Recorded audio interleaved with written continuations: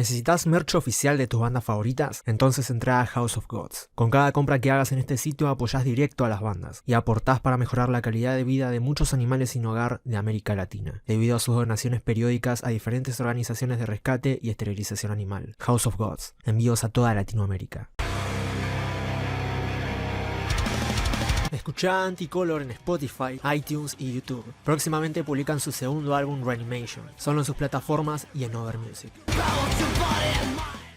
Arte. Eso es lo que hace Cradle of Filth en cada disco. No solo te dan buena música, sino que tratan de que sea literalmente una obra que también puedas sentir, como si estuvieras presenciando un show teatral alucinante, que también logran reproducir en vivo. Esta es una de las bandas con mejores shows en vivo que hay, y después de 30 años de carrera siguen manteniendo su calidad, más que nada en la composición. Saben hacer canciones comerciales y no comerciales. A día de hoy ya pueden hacer lo que quieran, y en Existence is Futile te lo demuestran en el primer tema. Cradle of Filth siempre fue una banda en cierto sentido sinfónica, pero en una dirección melancólica y también mágica, dándole ese aspecto gótico y vampiresco que caracterizó a la banda tanto tiempo. Hoy en día mantienen este estilo en sus arreglos, pero también evolucionaron a un sonido más orquestal como el de Dimmu Borgir, y esta evolución sinfónica se nota ya desde el principio, desde el inicio. Este sabor a orquestal se empezó a sentir en Kryptoriana de 2017, pero ahora lo llevaron más arriba, está presente todo el tiempo y le da una atmósfera distinta al disco. Lo hace más intenso y más oscuro, que es lo que la banda quería traernos. Prepará la escuchada que le vas a pegar a este disco porque es larguísimo. Casi todas sus canciones tienen una duración promedio de 5 minutos y medio y 7 minutos, llegando a una duración de más de una hora, como a su anterior disco, aunque tiene pasajes de 1 minuto cada tanto que están puestos entre medio para darte un respiro de canciones tan extensas. Igual no es algo malo, o sea, el disco es buenísimo, puede ser largo pero lo disfrutás, y te lo digo yo que nunca fui seguidor ni fan ni nada de Cradle, pero este disco, al igual que Kryptoriana, me atraparon, porque tiene lo que al menos yo espero de una banda de metal extremo sinfónica: arreglos bien hechos y puestos en el lugar correcto, brutalidad que le dé fuerza a la música y nos dé un ambiente caótico, y una ejecución tal que nos presente cuerpos de canciones totalmente oscuros y siniestros, sin perder el aspecto rockero. Y bueno, yo siento que Cradle consiguió en este disco alcanzar el objetivo y el sonido que querían darnos. La voz de Dani sigue siendo exactamente igual que siempre, creo que es la persona que mejor cuidó o al menos mantuvo su voz a lo largo de los años, porque sigue efectuando todos los shrieks, guturales y demás notas perfecto, y como siempre lo hizo. La primera canción, Existential Terror, ya es un viaje. Dura más de 6 minutos en donde te ofrecen una banda de cosas. Empieza re tranquilo y lento en modo orquestal y después se va al carajo y termina con una rapidez y extremosidad como la que presentan bandas de metal sinfónico normales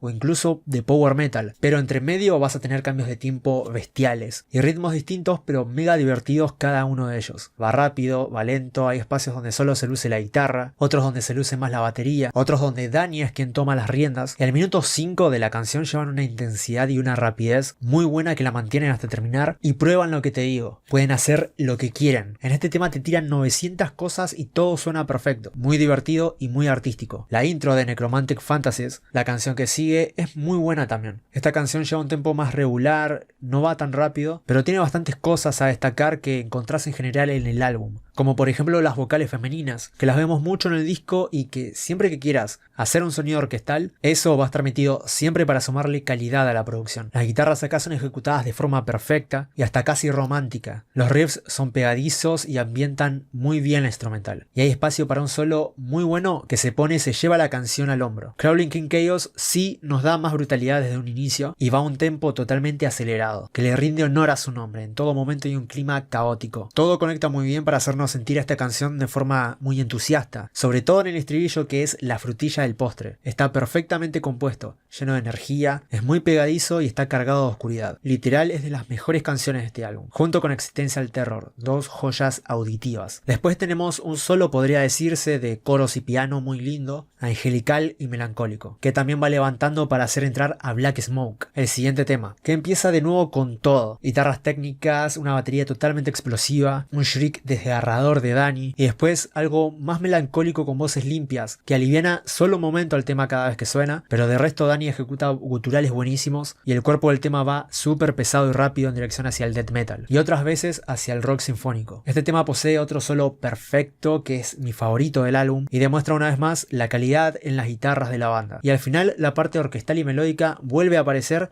pero no aliviana la pista como en el principio, sino que la lleva más allá y termina bruscamente. Pero si querés escuchar más orquestaciones, Scores es una canción perfecta para eso. Hay vocales clásicas y oscuras de Danny, la canción es más lenta y tranquila y la batería no interfiere tanto. Se escucha mejor la guitarra que libera riffs buenísimos y nos da un tema más tenebroso y desesperanzador, que recuerda mucho a las viejas épocas de la banda. La siguiente canción también, aunque es una mezcla de lo clásico y lo nuevo de la banda. The Dying of the Embers presenta una intro orquestal y después un sonido gótico y extremo. Es otro tema de 6 minutos, muy entretenido y con diferentes cambios de tiempo, parecido al primero. Pasa por bastantes terrenos, o sea, llegando al minuto 5, tenés riffs de metalcore y la guitarra se va al carajo. Ashen Mortality es otro interludio orquestal perfecto, muy atrapante y muy oscuro. Y en How Many Tears la banda emplea más lo que sería black and roll y lo hacen bien. Es otro de los mejores temas porque se disfruta muchísimo, tiene un ambiente intenso muy bien logrado, tempos rápidos, vocales infernales y una técnica muy buena en batería y en guitarras. Y lo mejor es que no me recuerda a nada este tema. Podría decir que me